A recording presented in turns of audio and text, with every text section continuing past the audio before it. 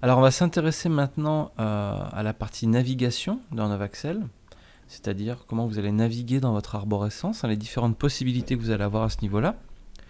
Alors première chose ici, par défaut, Novaxel propose un affichage en mode synchrone, c'est-à-dire que dès que vous allez cliquer sur un élément, il va systématiquement aller afficher ce qu'il y a derrière. C'est-à-dire que si je clique sur mon armoire client, il va m'afficher tous les rayons. Ensuite, on va avoir par exemple tous les classeurs de chaque client, etc., etc. Si on coche asynchrone et qu'on valide, on va voir que par défaut, donc Novaxel n'affiche que les éléments de la première colonne, donc c'est-à-dire que de l'armoire. Si je veux accéder par exemple à mes clients, je vais double-cliquer ici sur l'armoire client et il va donc me charger en fait tous les rayons de cette armoire client. Ensuite, je vais aller sur mon client tout plastique par exemple. Hop, on va refermer ici. Voilà, tout plastique, je double-clique, etc., etc. Donc à chaque fois que je vais double-cliquer, Novaxel va charger les éléments de la colonne qui suit. Donc ça, c'est le mode asynchrone. On va se remettre donc en mode synchrone. Ensuite, recherche includant. Alors ça, c'est ce qui va permettre de définir le mode de recherche de Novaxel. Quand vous avez par exemple ici beaucoup d'éléments, là, on a beaucoup de fournisseurs ici. Si on se positionne sur notre armoire fournisseur, on voit qu'on a 37 fournisseurs. Par exemple, imaginons que je veuille me positionner sur mon fournisseur Hewlett Packard. Si je tape HEW sur mon clavier, il va automatiquement se positionner sur le premier élément qui contient donc HEW.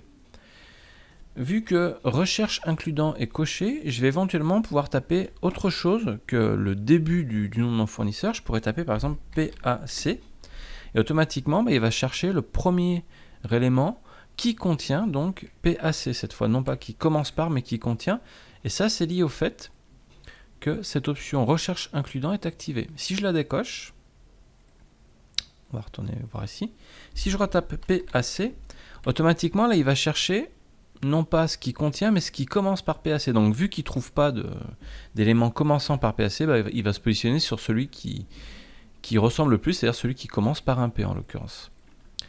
Voilà, cette option généralement c'est quand même mieux de la laisser activer puisque c'est plus pratique pour la recherche dans les différents éléments. Ensuite, charger le premier document. Alors charger le premier document, ça c'est quand on rentre dans un dossier. Si on se positionne ici par exemple sur le fournisseur Dell, dans les factures par exemple, automatiquement quand je rentre dans un dossier, si l'option est cochée, Novaxel va ouvrir le premier document de la liste. Si on décoche l'option, et qu'on revient sur notre fournisseur Dell par exemple ici, voilà, quand j'arrive dans le dossier, le premier document n'est pas chargé et donc Novaxel chargera le premier document que vous allez sélectionner. Hop là, donc ça c'est pareil, c'est une option qui est activée par défaut.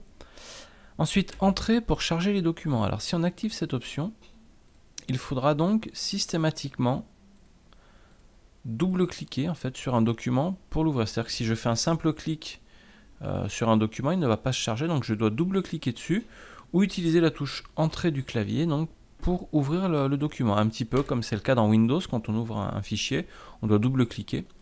Bien là c'est pareil, si je coche cette option là, je devrais double-cliquer pour ouvrir mes documents dans les dossiers.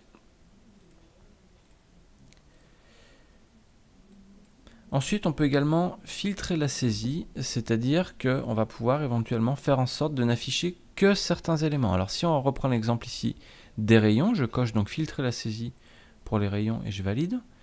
Si je viens ici sur mes fournisseurs et que je tape par exemple E, il va m'afficher automatiquement que les fournisseurs qui commencent par la lettre E. Si je vais un peu plus loin, que je mets un D par exemple, eh bien, il va afficher que les fournisseurs commençant par ED. Donc voilà, ça permet de filtrer l'affichage uniquement sur des éléments qu'on a pu sélectionner. Donc ça, on peut le faire à tous les niveaux, hein, c'est-à-dire armoire, rayon, classeur et dossier. Et cette case-là, classer les documents externes dans le dossier sans confirmation, ça permet en fait de faire en sorte que quand on va classer des éléments dans Novaxel, automatiquement ils seront classés dans le dossier qui est sélectionné. C'est-à-dire qu'on ne demandera pas d'aller choisir le dossier, automatiquement le document sera classé dans le dossier qui est sélectionné dans Novaxel. Donc ça, on le reverra dans d'autres modules de formation, notamment dans le module qui permet d'importer des éléments depuis Windows. On reviendra sur cette case à cocher là. Voilà donc pour tout ce qui peut concerner la personnalisation de l'espace de travail dans Novaxel, hein, que ce soit au niveau de l'apparence ou au niveau de la navigation. Cette formation est désormais terminée et maintenant c'est à vous.